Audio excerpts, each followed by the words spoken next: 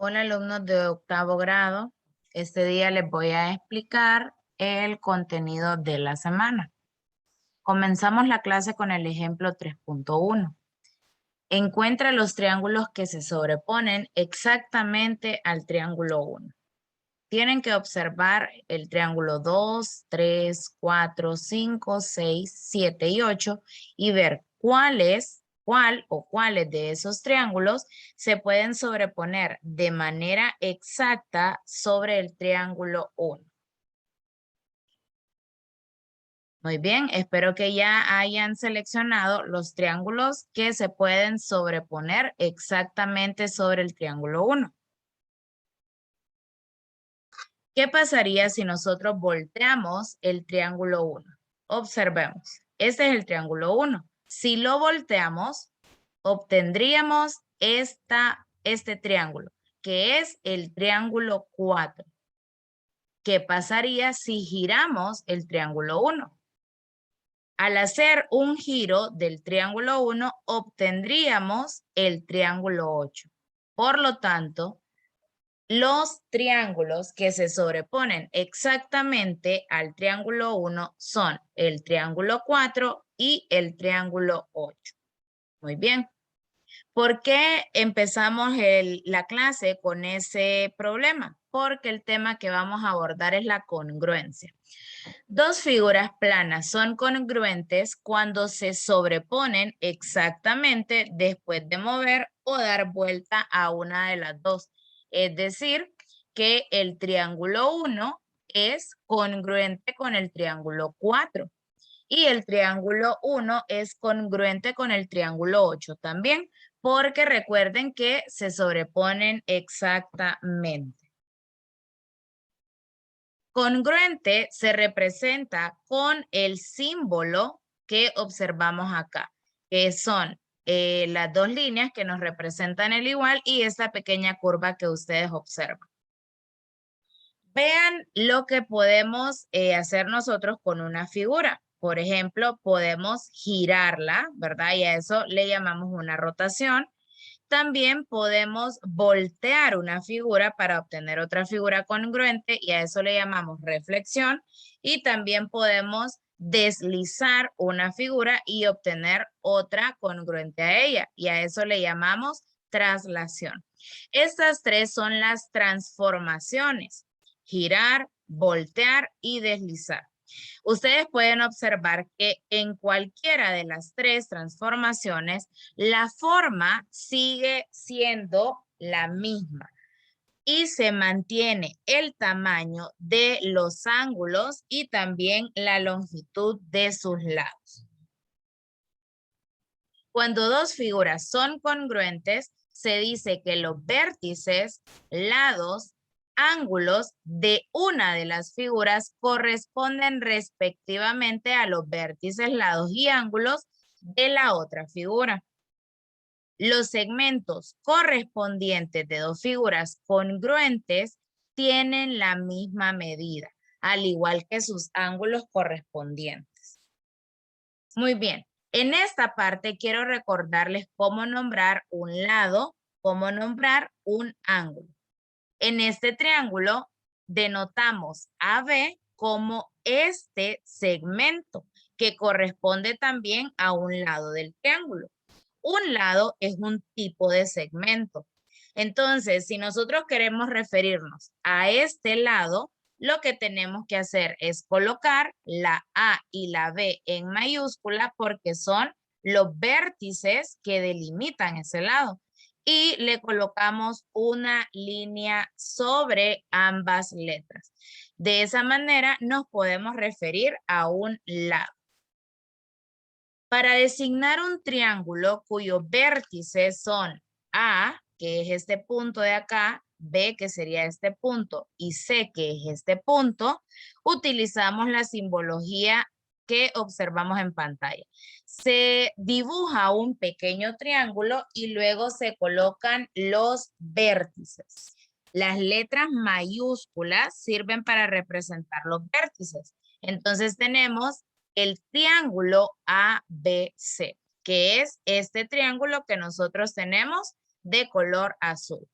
Y para representar un ángulo, en este caso específicamente el ángulo A, utilizamos este símbolo y la letra A en mayúscula. Si queremos representar el ángulo B, utilizamos el mismo signo, pero con la letra B mayúscula. Vamos a realizar esta actividad colocando los vértices A, B y C al triángulo 1. Miren, este es el triángulo 1 del ejemplo inicial y le hemos colocado el vértice A, el vértice B y el vértice C. Y al triángulo 4 le hemos colocado el vértice D, F y E. Se tienen las siguientes correspondencias. Comenzamos con vértices correspondientes. Si yo les señalo el vértice A en el triángulo 1 y les pregunto, ¿cuál es el vértice correspondiente al vértice A en este triángulo 4? Ustedes deben observar cuál vértice se sobrepone exactamente sobre el vértice A. Entonces definimos que sería el vértice D. Luego podemos observar que el vértice B se sobrepone de manera exacta sobre el vértice F o viceversa. Entonces B y F son vértices correspondientes. Y finalizamos con el vértice C.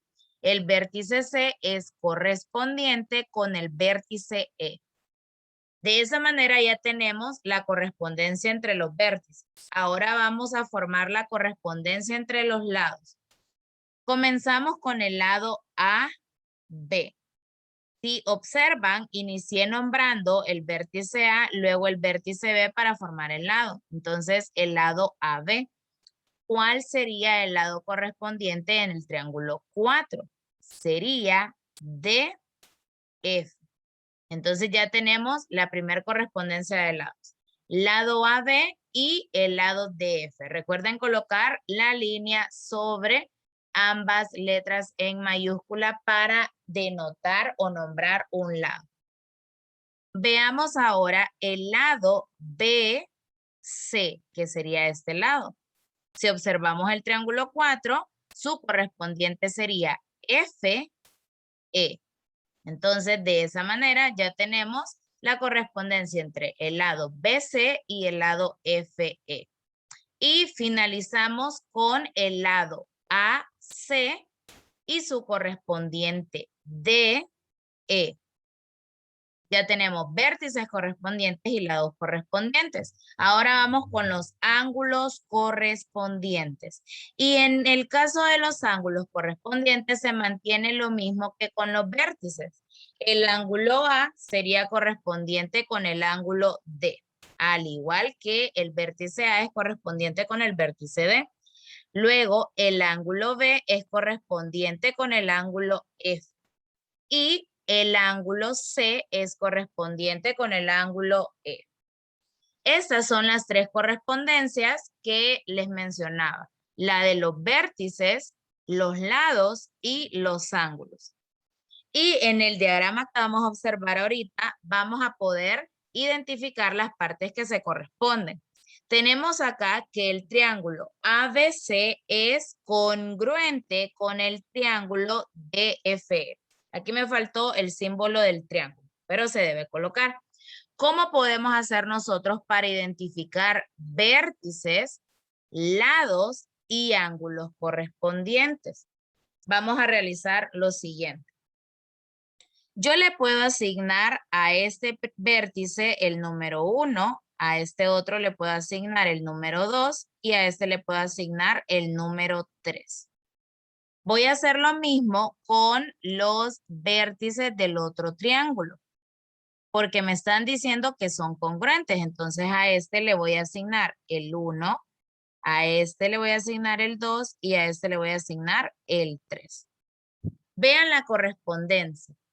En los vértices decimos que el vértice A, que es el que tiene el 1, es correspondiente con el vértice D, que es el que también tiene el 1. Entonces decimos la correspondencia de los vértices A y D.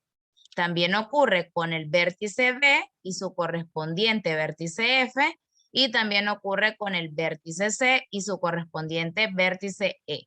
Lo observan ustedes acá. Lo que ya habíamos escrito nosotros por medio de la observación, podemos sacarlo identificando los vértices correspondientes en este diagrama. ¿Cómo hacemos para sacar los lados correspondientes? Bueno, iniciamos con el lado AB, que sería el 1 con el 2. Entonces ahora ese lado AB sería correspondiente con DF, porque es el 1 y el 2. Y miren, acá lo tenemos exactamente. Vamos al siguiente. Tomemos ahora el lado BC. B es el 2 y C es el 3. Entonces, BC va a ser correspondiente con FE, que es lo que nosotros tenemos acá. Y por último, tomamos el lado AC y el correspondiente de AC sería DE, que es lo que tenemos acá. Pueden observar que para los lados escribimos las letras mayúsculas y la línea sobre ellos, ¿verdad? Y en los ángulos correspondientes se cumple lo mismo que con los vértices. Muy bien. Los lados y ángulos correspondientes son congruentes. ¿Qué quiere decir que son congruentes? Que tienen la misma medida. Espero que la clase haya sido de mucho provecho y que hayan entendido el tema para que puedan realizar las asignaciones de la semana. Gracias.